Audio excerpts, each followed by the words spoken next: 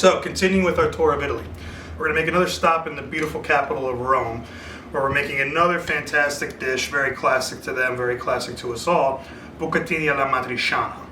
Now, what we have here, again, we're using the guanciale from the carbonara.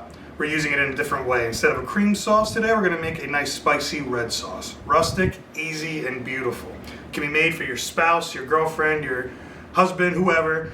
They're going to love you just as much as you love this dish. So stick with me, and let's get it done.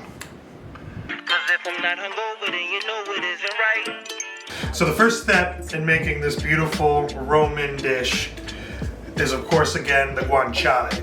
Now, if you remember from the carbonara episode, guanciale is a cured pork cheek that is cured with rosemary, salt, little garlic. It's fantastic. And this dish is going to make it a whole other world of flavor. Now, what we're going to do is we're going to do the lardons, which is, again, the fancy French word for just chunks of meat or pork fat. Now, you could use pancetta for this. You can use unsmoked bacon. You can use any of those products. Just don't have anything that has smoke in it. Again, you're gonna make the dish taste different and not the way it should be. So what we're gonna do is we're gonna take some of it. I think that's enough. And we're gonna stack these up and we're gonna cut these into like little strips. Nice and easy like that. And we're gonna render this into our pan. So just cut these nice size strips, about like kind of fat matchsticks. And we're gonna put these to the side for rendering. There we go. It's perfect. Just like that. If you want, you can even cut these in half if they get too big. Alrighty, we're gonna get the pot hot and we're gonna start rendering these down.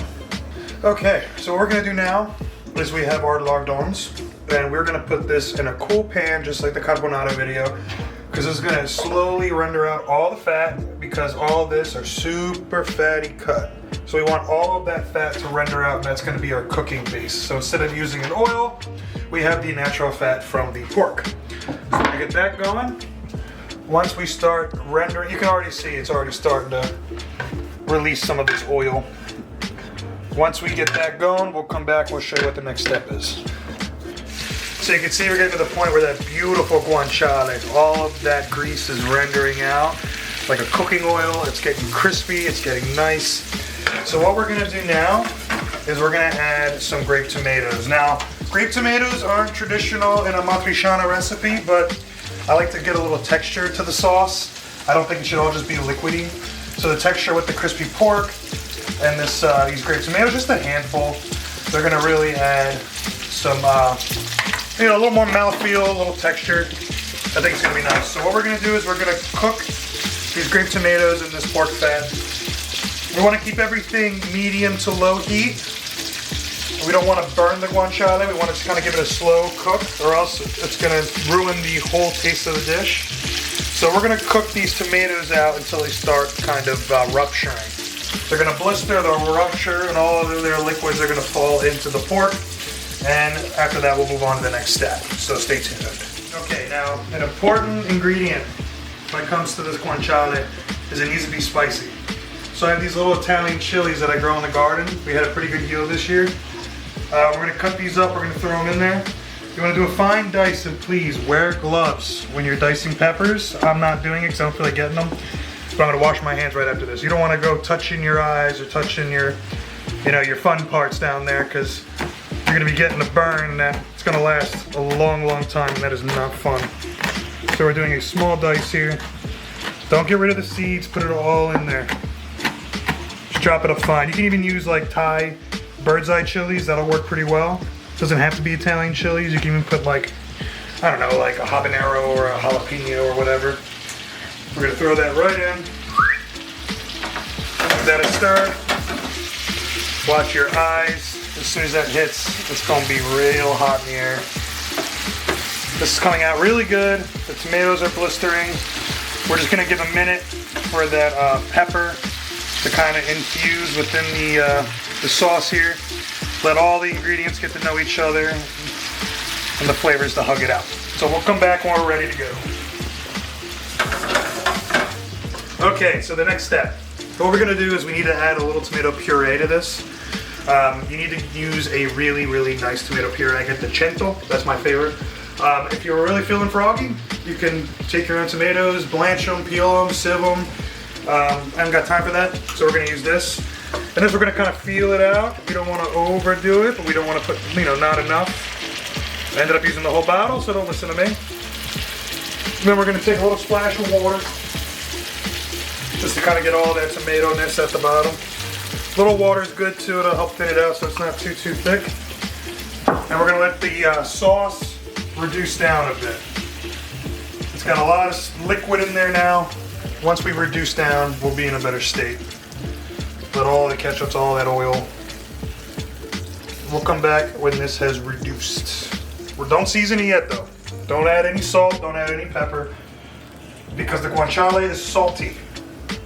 It's a cured pork.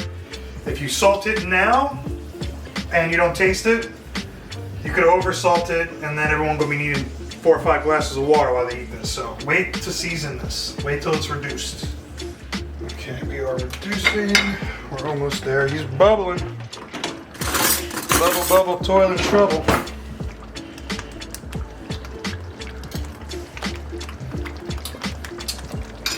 Woo!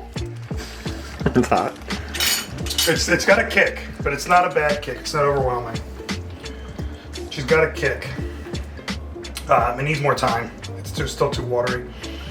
So we're gonna let this chill out a little longer. Wait, keep filming, keep filming. Like a spoon feed you. I'm scared. Alrighty. Come on, ferret. What do you think, baby boy?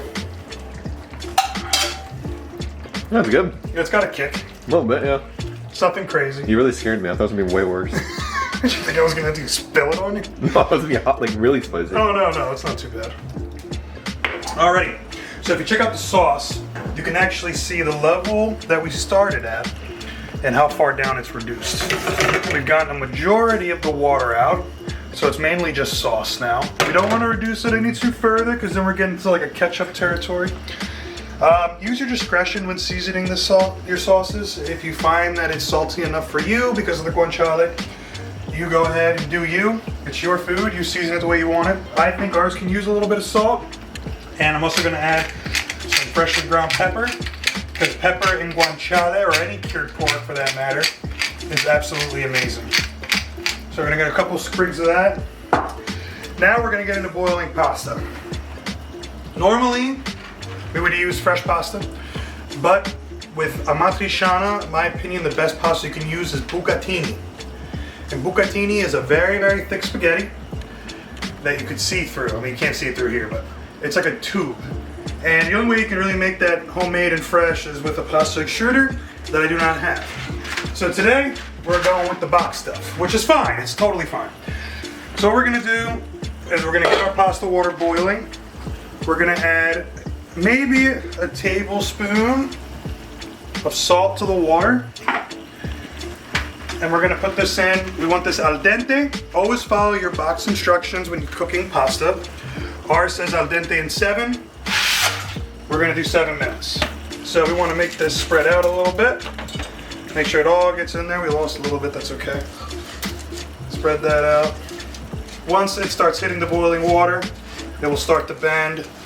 We wanna just kind of ease it in so it doesn't stick together, because pasta loves to do that. We wanna be gentle. That way we don't break any of the pasta. So we're gonna let this chill for a minute while it does its thing. We are gonna set a timer for 7 minutes, and we'll be rocking and rolling. So we will see you in 7. There we go. So our pasta is al dente. The best way to test it is to pick it out of the water and try it. Don't do these things that people say, where you take a piece of pasta and you throw it at the wall, it sticks. It's all bullshit. You want to actually take the pasta out and try it. All right, we're gonna strain it. There we go, nice and strained. Oh God. Cut that out. It's all going to shit again. Okay, once our pasta is strained, we're gonna come back, I'm gonna put it into the sauce. Just like that. We're gonna give this a couple flips. Hopefully this behaves. There we go, just like that. It's gonna sound weird. Ignore that. There we go. We're gonna add some of our Pecorino Romano. We're gonna actually need a pair of tongs for this part. That's correct. Go back, flip it over.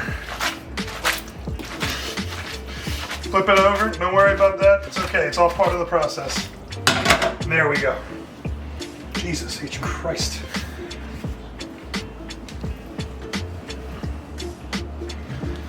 Oh, my knees.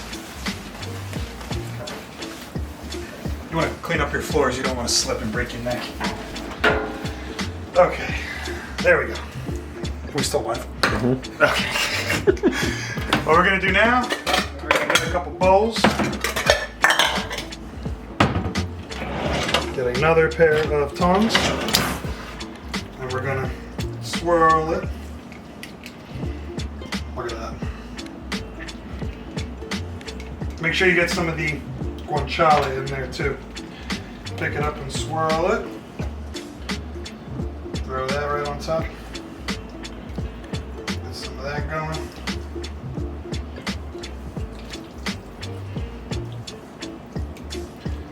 Nice little swirl action there. Some of the guanciale. Got a little of the pecorino. And there it is, ladies and gentlemen. A beautiful classic Bucatini alla Amatriciana. A Roman delight.